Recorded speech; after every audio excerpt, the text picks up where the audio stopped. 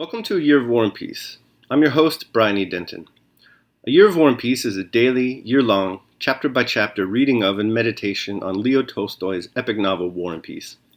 In these videos and podcasts, you'll be treated to a free reading of one chapter per day of the novel, plus a reflective essay I've individually tailored to that day's chapter.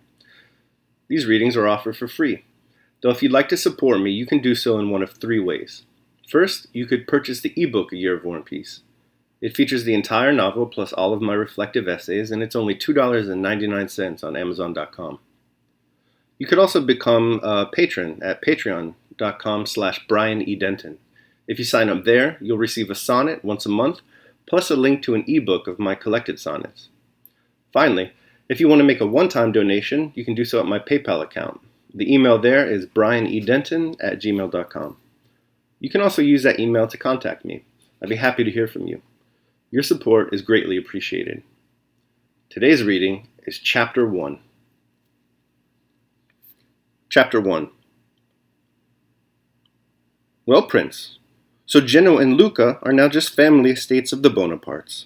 But I warn you, if you don't tell me that this means war, if you still try to defend the infamies and horrors perpetrated by that Antichrist, I really believe he is the Antichrist, I will have nothing more to do with you, and you are no longer my friend, no longer my faithful slave, as you call yourself. But how do you do? I see I have frightened you. Sit down and tell me all the news. It was in July 1805, and the speaker was the well-known Anna Pavlovna Scher, maid of honor and favorite of the Empress Maria Fedorovna. With these words, she greeted Prince Vasily Kuragin, a man of high rank and importance, who was the first to arrive at her reception. Anna Pavlovna had a cough for some days. She was, as she said, suffering from la grippe, grippe being then a new word in St. Petersburg, used only by the elite.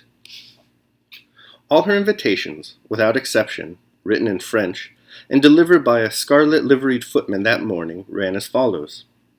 If you have nothing better to do, Count, or Prince, and if the prospect of spending an evening with a poor invalid is not too terrible, I shall be very charmed to see you tonight between 7 and 10. Annette Scherer. Heavens, what a virulent attack, replied the prince, not in the least disconcerted by this reception.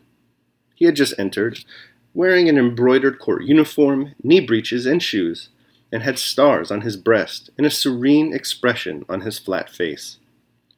He spoke in that refined French in which our grandfathers not only spoke but thought, and with the gentle, patronizing intonation natural to a man of importance who had grown old in society and at court. He went up to Anna Pavlovna, kissed her hand, presented to her his bald, scented, and shining head, and complacently seated himself on the sofa. First of all, dear friend, tell me how you are. Set your friend's mind at ease, said he, without altering his tone, beneath the politeness and affected sympathy of which indifference and even irony could be discerned. Can one be well while suffering morally? Can one be calm in times of these if one has any feeling? Said Anna Pavlovna. You are staying the whole evening, I hope. And the fete at the English ambassador's? Today is Wednesday. I must put in an appearance there, said the prince. My daughter is coming for me to take me there. I thought today's fete had been cancelled. I confess all these festivities and fireworks are becoming wearisome. Well, if they had known you had wished it, the entertainment would have been put off, said the prince, who, like a wound-up clock, by force of habit, said things he did not even wish to be believed. Don't tease. Well, and what has been decided at Novolesliv's dispatch? You know everything. What can one say about it? Replied the prince in a cold, listless tone. What has been decided? They have decided that Bonaparte has burnt his boats, and I believe that we are ready to burn ours. Prince Vasily always spoke languidly, like an actor repeating a stale part. Anna Pavlovna Scher, on the contrary, despite her 40 years, overflowed with animation and impulsiveness.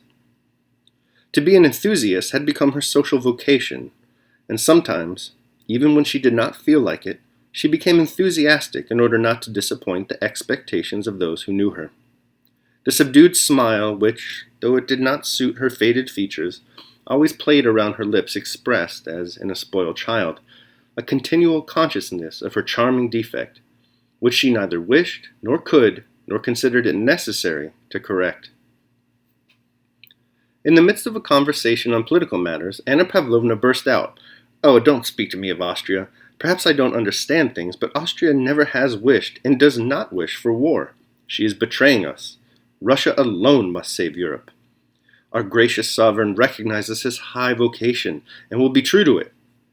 This is the one thing I have faith in. Our good and wonderful sovereign has to perform the noblest role on earth.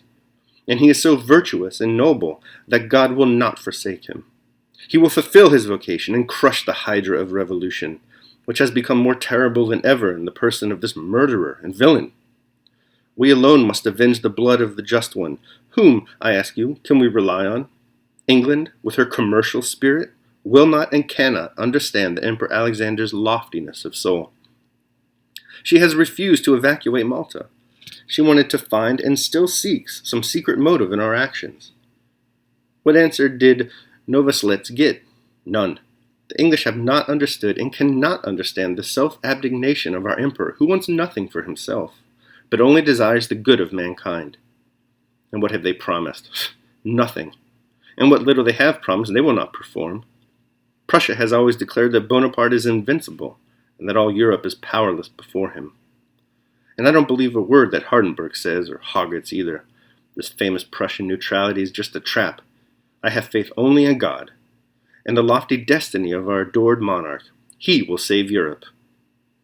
She suddenly paused, smiling at her own impetuosity.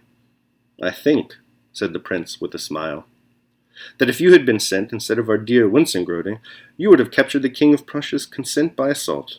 You are so eloquent. Will you give me a cup of tea?" "In a moment. Apropos," she added, becoming calm once again, "I am expecting two very interesting men tonight. Le Vicomte de Montmartre, who is connected with the Montmorencys through the Rohans, one of the best French families. He is one of the genuine émigrés, the good ones, and also the Abbé Morio. Do you know that profound thinker? He has been received by the Emperor. Had you heard?" "I shall be delighted to meet them," said the prince.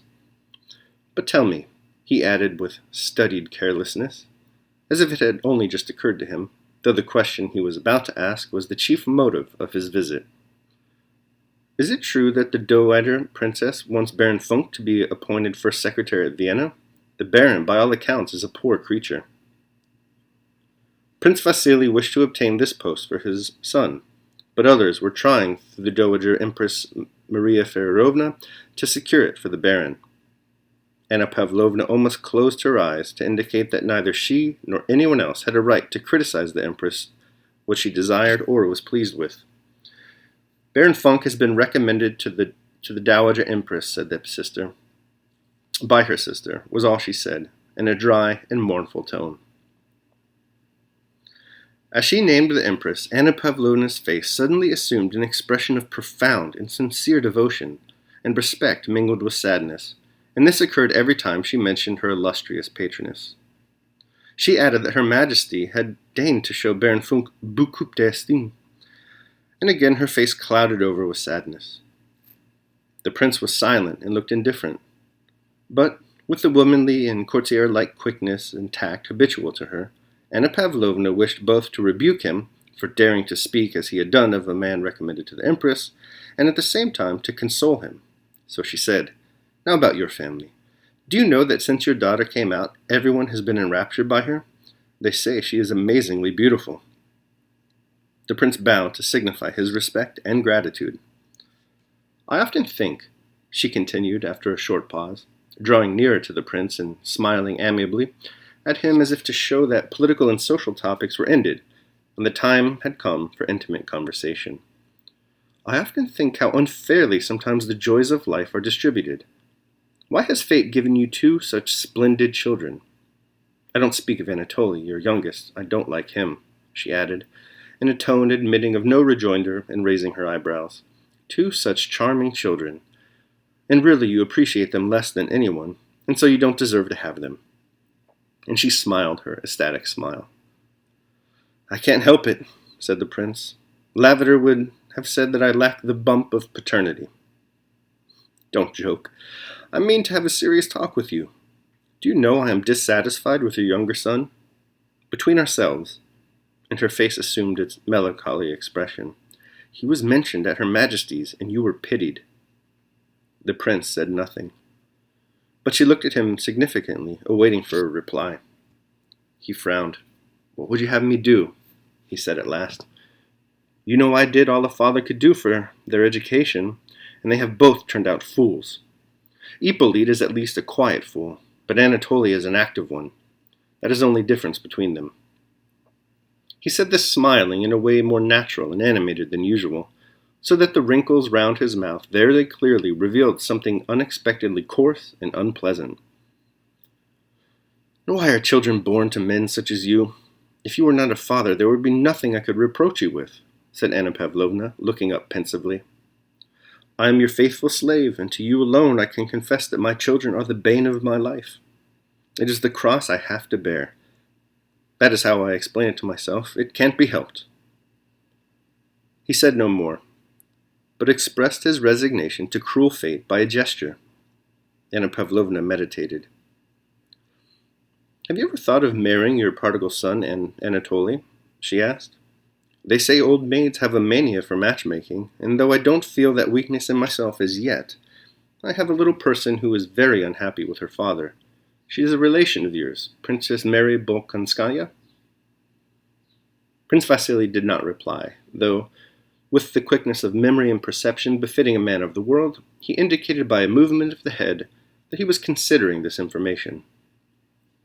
Do you know, he said at last, evidently unable to check the sad current of his thoughts, that Anatoly is costing me 40,000 rubles a year? And, he went on after a pause, what will it be in 5 years if he goes on like this? Presently, he added, that's what we fathers have to put up with. Is this princess of yours rich? Her father is very rich and stingy. He lives in the country. He is the well-known Prince Bolkonsky, who had to retire from the army under the late emperor and was nicknamed the King of Prussia. He is very clever, but eccentric, and a bore. The poor girl is very unhappy. She has a brother. I think you know him. He married Liza Minin lately. He's an aide-de-camp of Kutuzov's, and he will be here tonight. Listen, dear Antoinette, said the prince suddenly, taking Anna Pavlovna's hand and for some reason drawing it downwards. Arrange that affair for me, and I shall always be your most devoted slave, with an F, as a village elder of mine writes in his reports. She is rich and of good family, and that's all I want.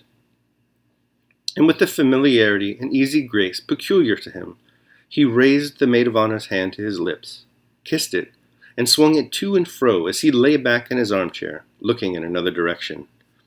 Attendez, said Anna Pavlovna, reflecting. I'll speak to Liz, young Bolkonsky's wife, this very evening, and perhaps the thing can be arranged. It shall be on your family's behalf that I start my apprenticeship as an old maid.